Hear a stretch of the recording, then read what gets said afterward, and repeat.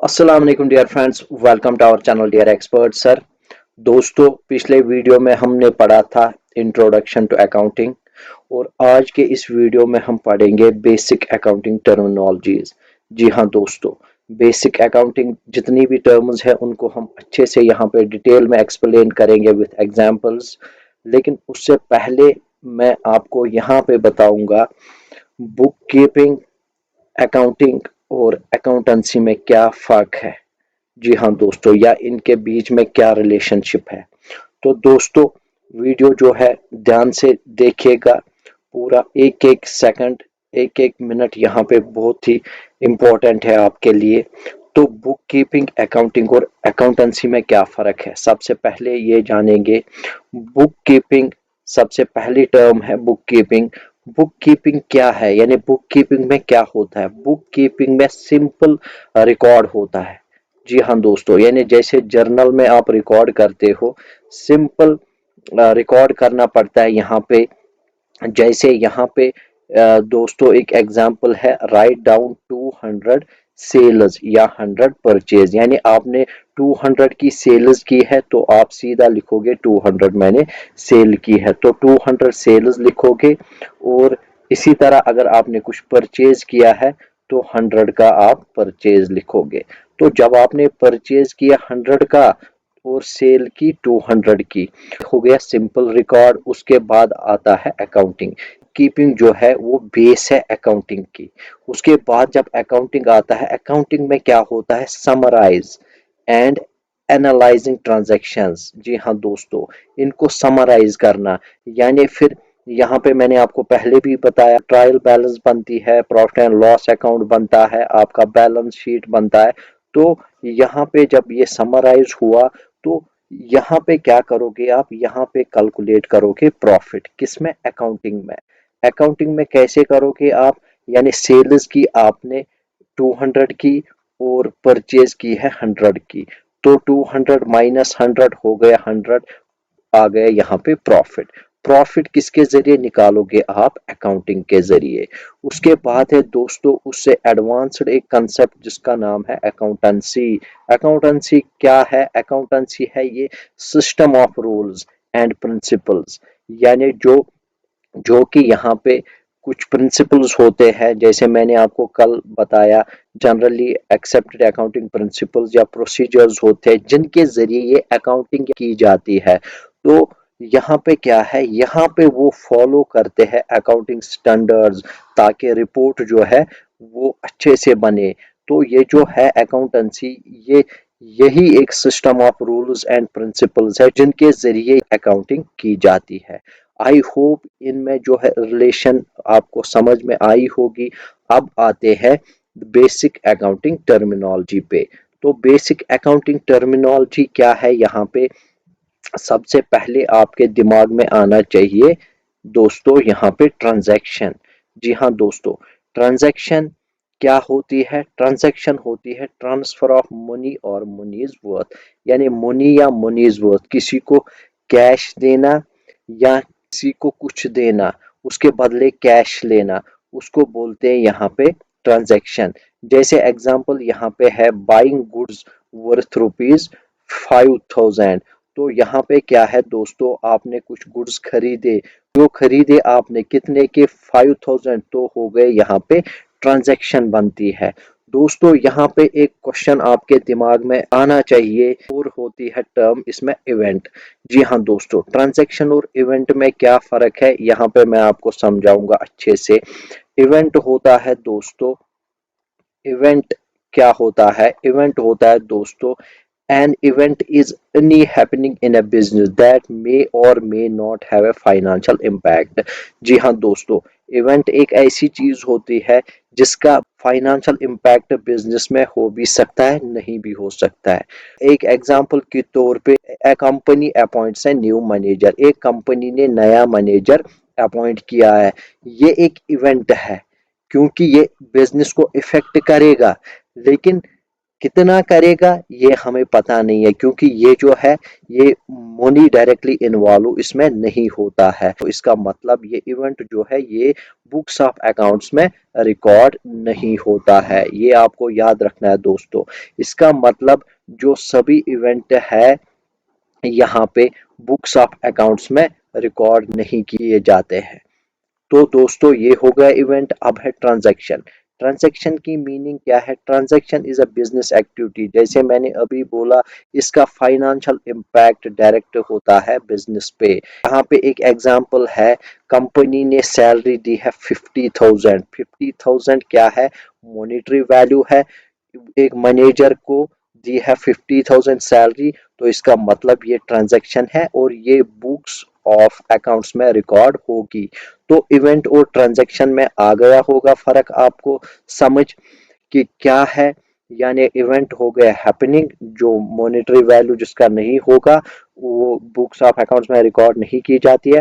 Transaction हो गया जिसका फाइनेंशियल इम्पैक्ट होता है बिजनेस पे, मॉनेटरी वैल्यू होती है, तो इसका मतलब ये बुक्स ऑफ अकाउंट्स में रिकॉर्ड होगी। तो ये हो गया आपका इवेंट और ट्रांजैक्शन में फर्क।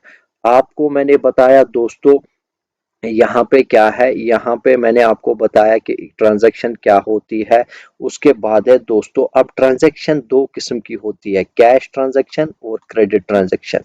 कैश ट्रांजैक्शन क्या होती है? जिसमें कैश हम ले या दे किसी को, उसको हम बोलते हैं कैश ट्रांजैक्शन। फॉर एग्जाम्पल, हमने 500 रुपये दिए, किसके लिए? स्टेशनरी खरीदी हमने, स्टेशनरी के लिए हमें क्या देना पड़ा? 500 रुपया। तो हो गए यहाँ पे क्या? Cash transaction. उसके बाद है क्रेडिट ट्रांजैक्शन। हमने पेमेंट या रिसीट करना है, लेकिन ये बाद में भी हम कर सकते हैं। फॉर एग्जाम्पल, हमने कुछ गुड्स खरीदे क्रेडिट पे। जी हाँ दोस्तों, हमारा जो सप्लायर था उससे हमने गुड्स खरीदे क्रेडिट पे, यानी उसको बोला कि हम आपको बाद में देंगे, तो उसको बोलते हैं क्रेडिट ट्रांजैक्शन। उसके बाद है दोस्तों अकाउंट। अकाउंट किसको बोलते हैं? Record of transaction under a head. Record of transaction यानी कौन सा अकाउंट है। एग्जांपल यहाँ पे sales account records all sales. जो भी सेल्स अकाउंट होगा वो एक हेड होगा, उसके जब भी हम कुछ बेच डालेंगे, फॉर एग्जांपल गुड्स हमने बेचे तो सेल्स अकाउंट के अंडर आ जाएगा। स्टेशनरी हमने बेच दी या हमने कोई कंप्यूटर सेल किया तो वो सेल्स अकाउंट के अंडर आ जाएगा। इसी तरह अगर हम परचेज करेंगे कुछ, तो वो परचेज अकाउंट के अंडर आएगा, यानी उसका जो हेड होगा वो होगा परचेज अकाउंट। उसके बाद है दोस्तों कैपिटल। कैपिटल किसको बोलेंगे? जैसा कि मैंने आपको पहले भी बोला, owners investment in business. Owner जो भी इन्वेस्ट करेगा बिजनेस में, चाहे वो कैश होगा, चाहे वो बिल्डिंग होगी, चाहे वो जमीन होगी। यहाँ पे एक एग्जांपल है, ओनर ने इन्वेस्ट किया 1 lakh rupees to start shop. एक शॉप स्टार्ट करने के लिए उसने 1 लाख रुपीज का इन्वेस्टमेंट किया, तो इसी को बोलते हम कैपिटल। उसके बाद है दोस्तों ड्राइंग्स। ड्राइंग्स किसको बोलेंगे? Owner withdraws for personal use. जो भी ओनर होगा बिजनेस का, वो पर्सनल यूज के लिए बिजनेस में से कुछ निकालेगा, उसको हम बोलेंगे ड्राइंग्स। एग्जाम्पल क्या है? प्रोपराइटर यानी ओनर एक बिजनेस का कैश निकालता है ₹2000 का, फॉर होम घर की एक्सपेंसेस के लिए निकाला बिजनेस में से, तो उसको कहेंगे हम ड्राइंग्स। उसके बाद है दोस्तों वाउचर। वाउचर किसको कहेंगे? Document supporting a transaction. यहाँ पे दोस्तों मैं आपको बताऊंगा वोचर और उसके बाद एक और टर्म है इनवॉइस। इन दो में क्या फर्क है पहले मैं आपको ये समझाऊंगा, बाद में आगे चलते हैं। तो दोस्तों यहाँ पे अगर आप देखेंगे वोचर किसको कहेंगे? वोचर की मीनिंग है, a voucher is an internal document prepared by a business to authorize and record a transaction। Voucher एक इंटरनल डॉक्यूमेंट होता है, यानी ये एक डॉक्यूमेंट होता है जिससे हमें पता चलता है कि हमने कहीं पे कुछ दिया या कुछ लिया है। फॉर एग्जाम्पल यहाँ पे एक एग्जाम्पल है, यू पे ₹5,000 रेंट फॉर योर शॉप। आपने एक शॉप के लिए, मान लो कि आपका कोई शॉप है, उसके लिए आपने रेंट दिया है ओनर को कितना? ₹5000। तो इसके लिए एक आप वोचर बनाओगे। वोचर में आप क्या लिखोगे? वोचर में आपका डेट होना चाहिए, पेड टू यानी किसको दिया, लैंडलॉर्ड को या ओनर को, और अमाउंट यहाँ पे कितना दिया, 5000, और पर्पस क्या था, रेंट।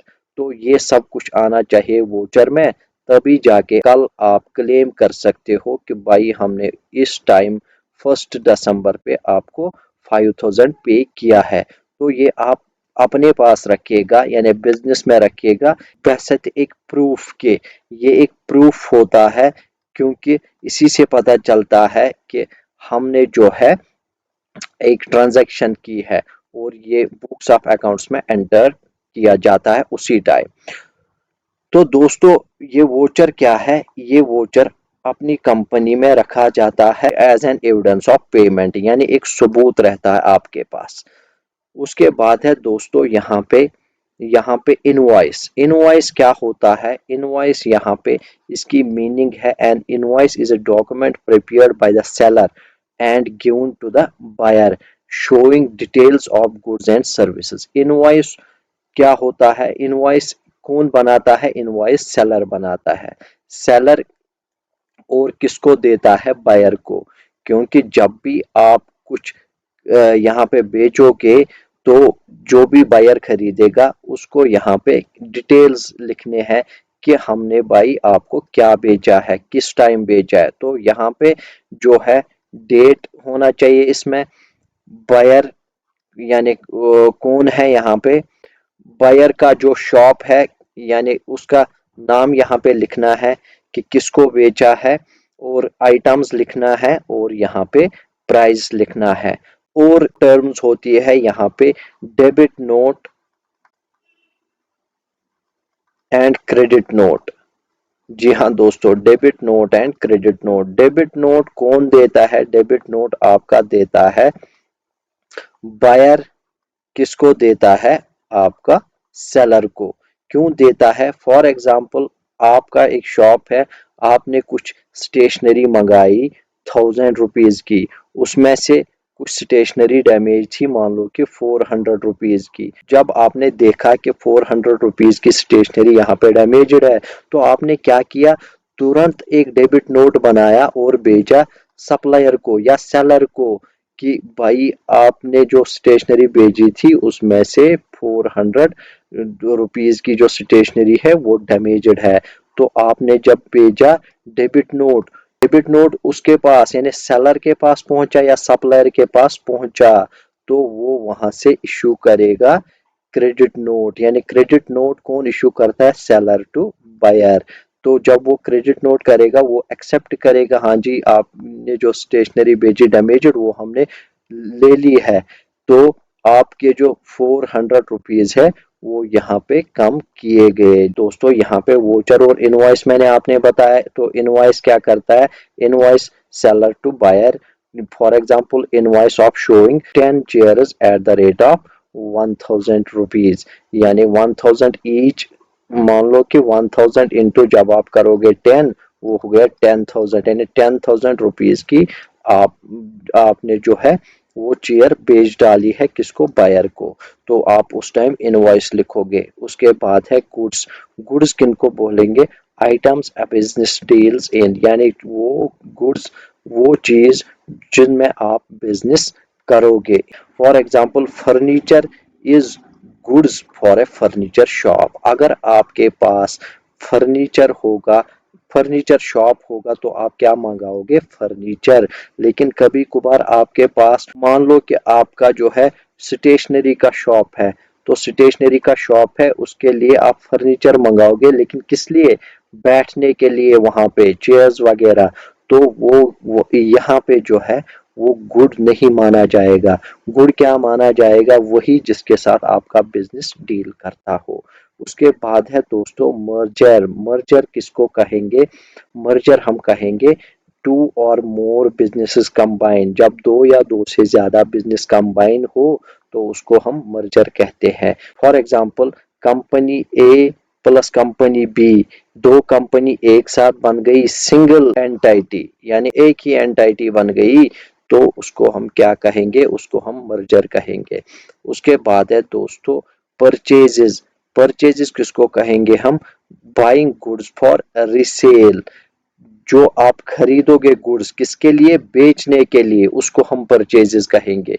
फॉर एग्जाम्पल आपने क्या किया, आपने बाई की है 100 शर्ट्स और किसके लिए, ट्रेडिंग के लिए। उसके बाद है दोस्तों यहाँ पे परचेज रिटर्न। परचेज रिटर्न का दूसरा नाम है रिटर्न आउटवर्ड्स भी। तो यहाँ पे क्या है, यहाँ पे दोस्तों रिटर्निंग गुड्स टू सप्लायर, जब आप गुड्स सप्लायर को वापस बेचोगे ड्यू टू डैमेज या डिफेक्टिव पीसेस। एग्जांपल क्या है, returning 10 defective shirts to the supplier, 10 defective shirts आपने सप्लायर को वापस बेची, तो उसको हम क्या कहेंगे, रिटर्न आउटवर्ड। अभी मैंने बोला आपको, जब आप डिफेक्टिव पीसेस वापस बेचोगे तो आप क्या प्रोड्यूस करोगे, आप बनाओगे डेबिट नोट। डेबिट नोट, ये याद रखिएगा। सेल्स किसको कहेंगे, selling goods meant for resale. जब भी आप गुड्स बेचोगे किसके लिए, रीसेल के लिए। For example selling 50 shirts to customers, 50 shirts आपने कस्टमर्स को दिए हैं, तो वो यहाँ पे क्या है, वो यहाँ पे सेल किया है आपने। उसके बाद है, अभी आपने पढ़ा परचेज रिटर्न, अब है सेल्स रिटर्न। सेल्स रिटर्न को कहा जाता है रिटर्न्स इनवर्ड्स। रिटर्न इनवर्ड्स यानी कस्टमर्स रिटर्न गुड्स। कस्टमर्स अब आपको वापस बेचेंगे गुड्स, कुछ यानी डिफेक्टिवनेस की वजह से या कुछ डैमेजनेस की वजह से। फॉर एग्जांपल यहाँ पे कस्टमर ने आपको 2 डिफेक्टिव शर्ट्स वापस किए, उसने 10 खरीदी थी तो 2 वापस की, तो इसका मतलब वो वहां से क्या बेचेगा आपको, वो बेचेगा यहाँ पे डेबिट नोट, क्योंकि वो इस टाइम बायर है, आप सेलर हो, तो वो भेजेगा डेबिट नोट। डेबिट नोट में लिखेगा भाई मैंने आपसे 10 शर्ट्स खरीदी थी, 2 डिफेक्टिव है, ये वापस लीजिए। तो एज ए सेलर आप क्या करोगे, आप यहाँ से क्रेडिट नोट इशू करोगे। उसके बाद है दोस्तों स्टॉक। स्टॉक किसको कहेंगे, unsold goods at a date, वो वाले गुड्स जो आपने बेचे ही नहीं। फॉर एग्जांपल यहाँ पे 30 shirts remain unsold at year end. मान लो कि आपने 1000 शर्ट्स खरीदी थी बेचने के लिए, उसमें से 30 रह गए, यानी एक साल में आपने 970 बेची और 30 रह गई। जब ये 30 रह गई तो ये दूसरे साल के लिए स्टॉक बनेगा। उसके बाद है दोस्तों इनकम। इनकम किसको कहेंगे, अर्निंग्स फ्रॉम सेल्स। जी हाँ दोस्तों, अर्निंग्स फ्रॉम सेल्स या अदर सोर्सेज। एग्जाम्पल, एग्जाम्पल क्या है यहाँ पे, 10,000 अर्नड फ्रॉम सेल, यहाँ पे कमाया 10,000 और प्लस 500 आपने इंटरेस्ट में कमाया, यानी आप किसी को कुछ पैसा उधार देते हो, उसमें यहाँ पे आपने इंटरेस्ट कमाया, उसको बोला कि 1 साल बाद आप मुझे इतना देना eight the rate of this interest rate. तो आप क्या करोगे, आप उस टाइम यहाँ पे आपने 500 कमाए, प्लस यहाँ पे आपकी कोई मान लो कि बिजनेस के अलावा कुछ आपके शॉप्स भी है जो आप रेंट पे देते हो। रेंट पे जो यहाँ पे आपके पास जो रेंट आएगा, तो वहाँ पे वो भी आपकी इनकम मानी जाएगी। उसके बाद है दोस्तों एक्सपेंस। एक्सपेंस किसको कहेंगे, cost incurred to run business. जो भी कोई आपको पैसा लगेगा बिजनेस चलाने के लिए, उसको कहेंगे हम एक्सपेंस। फॉर एग्जाम्पल आपने शॉप कोई लिया है रेंट पे, तो रेंट पे आपका दुकान चल रहा है, आप देते हो यहाँ पे 2000 रेंट, तो इस रेंट को क्या कहेंगे हम, एक्सपेंस, क्योंकि ये बिजनेस में इंक्लूड होगा, ये भी आप याद रखिएगा। उसके बाद है दोस्तों सॉल्वेंसी। सॉल्वेंसी किसको कहेंगे, एबिलिटी टू पे डेट्स। जी हाँ दोस्तों, जब आपकी इतनी क्षमता होगी कि आपके जितने भी कर्जे हैं वो आप चुका सको, उसको बोलते हैं solvency. For example firm can repay 50,000 loan. मान लो कि आपने कोई बिजनेस खोला है, आपके पास उतने पैसे नहीं थे, लेकिन आपने लोन निकाला है, तो लोन निकालने के लिए बैंक क्या देखता है, क्या इसका बिजनेस ऐसा चलता है, ये हमें कल दे सकता है ये वापस। तो उस वो आपकी सॉल्वेंसी चेक करेंगे। सॉल्वेंसी चेक कैसे की जाती है वो हम आगे डिटेल में पढ़ेंगे। फिलहाल आप ये याद रखिएगा। उसके बाद है इंसॉल्वेंसी। इंसॉल्वेंसी किसको कहेंगे हम? इंसॉल्वेंसी, इनएबिलिटी टू पे डेट्स। जी हाँ दोस्तों, सॉल्वेंसी का अपोजिट है इंसॉल्वेंसी। लेकिन जब आप कर्जा नहीं चुका पाओगे, कर्जे में डूब जाओगे, उसको कहेंगे इंसॉल्वेंसी। यानी कर्जदार आपको फोन करेंगे, भाई हमारा पैसा कब लौटाओगे, लेकिन आपका बिजनेस खुदा न खास्ता फ्लॉप हो चुका है तो आप नहीं चुका पाते हो, उसको कहेंगे हम इंसॉल्वेंसी। उसके बाद है एसेट। एसेट किसको कहेंगे? Valuable resource owner.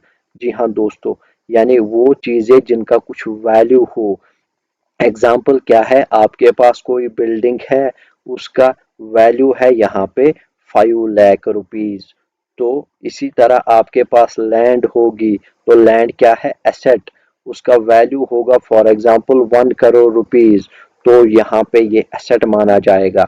उसके बाद है लाइबिलिटी। लाइबिलिटी किसको कहेंगे? कर्जे को, यानी financial obligation. For example loan आपने निकाला है तो वो आपको भरना है, फॉर एग्जांपल 1 लाख रुपीज का। तो ये आप याद रखिएगा, लाइबिलिटी होता है आपका कर्जा। उसके बाद है दोस्तों, ये एक ओब्लिगेशन होती है आप पे। उसके बाद है दोस्तों डेटर। डेटर किसको कहेंगे? डेटर उस पर्सन को कहेंगे जिस पर बिजनेस का कर्जा हो। For example customer bought goods worth rupees 5,000 on credit. किसी कस्टमर ने आपके पास या आपके बिजनेस से 5,000 के गुड्स यहाँ पे क्रेडिट पे लिए, उसके पास बिजनेस का पैसा रह गया, तो उसको कहेंगे हम डेटर। क्रेडिटर किसको कहेंगे?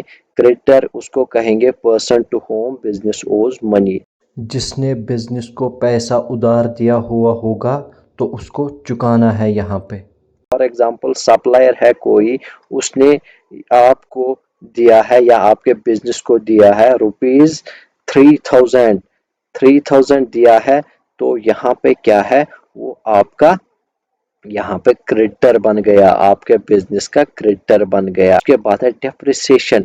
डेप्रिसिएशन किसको कहेंगे? Reduction in asset value over time. मान लो कि आपने 10 लाख की मशीनरी खरीदी, 10 लाख की मशीनरी खरीदी आपने और 5 साल चलाई।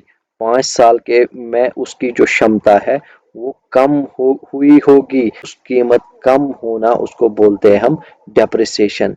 वो कैसे कैलकुलेट करते हैं वो हम आगे सीखेंगे। एग्जाम्पल क्या है? Machine loss 10,000 value per year. यानी आप डेप्रिसिएशन जो है वो पहले ही कैलकुलेट करके रखते हो और बिजनेस में इंक्लूड करते हो। जैसे कि मैंने अभी बोला 10 लाख की यहाँ पे मशीनरी खरीदी, तो पर ईयर लॉस कर रहा है वो 10,000, तो 5 साल में कितना कम होगा? 50,000। तो उसका वैल्यू कितना रह गया? 10 लाख से 9,50,000। ये एक एग्जांपल है दोस्तों। अब आपको अच्छे से समझ में आया होगा डेप्रिसिएशन क्या होता है। आगे हम डिटेल में पढ़ेंगे और इसके मेथड्स भी आगे अच्छे से पढ़ेंगे। उसके बाद है बैड डेट। बैड डेट किसको कहेंगे? Amount irrecoverable from debtor. Bad debt उसको कहेंगे जो कि हम रिकवर नहीं कर पाते हैं डेटर से। यानी मान लो कि आपने किसी को दिए है 10,000 रुपया, 10,000 रुपया आप उसको बोलते 1 साल बाद मुझे देना, लेकिन 1 साल बाद भी वो नहीं दे पाया, ये पैसा समझो आपका डूब गया। एक होता है डाउटफुल डेट। डाउटफुल डेट किसको कहेंगे? यानी आपको अभी भी भरोसा है ये पैसा आने वाला है, तो आप डाउटफुल डेट्स के नाम पे एंट्री करते हो बिजनेस में। तो यहाँ पे एग्जांपल है कस्टमर फेल्स टू पे 2,000 ड्यू। आपने मान लो कि किसी को 10,000 के गुड्स बेचे थे, उसने दिया 8,000, अब जो 2,000 है उसने यहाँ पे ड्यू रखे हैं, यानी उसको देने हैं। मान लो कि उसने बोला कि 1 साल बाद दूंगा, 1 साल बाद उसकी फाइनेंशियल कंडीशन वीक हो गई, तो यहाँ पे वो नहीं दे पाया, इसलिए ये बैड डेट्स के नाम पे आप एंट्री करोगे, यानी ये पैसा जो है वो डूब गया। तो दोस्तों ये थी आपकी बेसिक अकाउंटिंग टर्मिनोलॉजीज, और भी जो जो टर्म आएगी तो वो हम पढ़ेंगे आगे दोस्तों अच्छे से। आज के वीडियो में बस इतना ही। Thanks for watching our video.